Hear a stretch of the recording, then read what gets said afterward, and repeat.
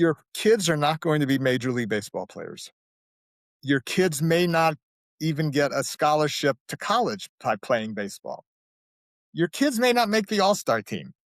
Going from Major League Baseball all the way down to Little League, your kids may not do it. You should not, as parents, live your life vicariously through your kids' achievements on the baseball or softball field and make them so pressured and so burdened by your own goals that Mhm. you need to let go of. You need to let go of the fantasy that your kid's going to be the baseball player.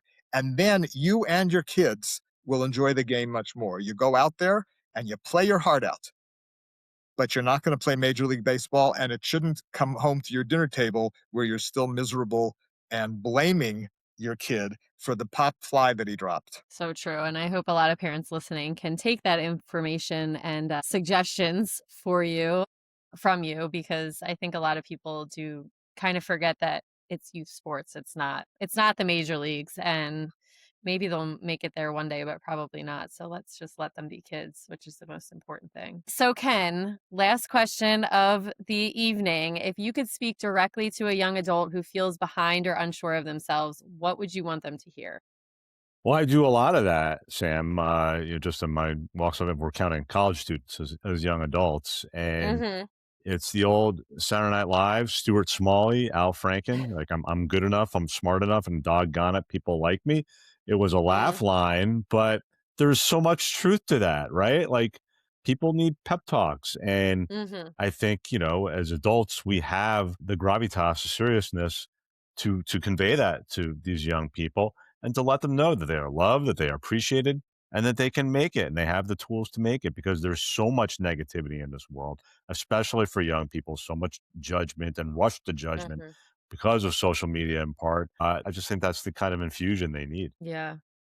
Well, I love that. And I think that is a great place to end it. So that's going to bring us to the end of another episode of The Running Wine Mom. Ken, Dr. Rotbart, thank you guys so much for this conversation. The way you woven sports, parenting, and real life together is really so incredibly powerful. And I know this will land deeply with the young adults, parents, and coaches all alike. So I'm very grateful for the work that you guys are putting into the world and for sharing your time and your insight with us. So thank you guys.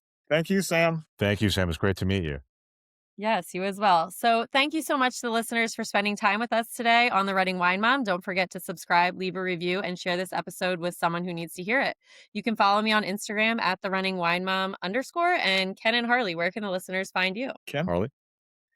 So if you go to harleyrotbart.com or noregretsparenting.com, there's a website there. But we'd really love for you to go to amazon.com and look for 101 Lessons from the Dugout, because it's unlikely that your kids are going to buy it, even though we wrote it in a language for your kids. But we think you'll like reading it just as much as your kids will.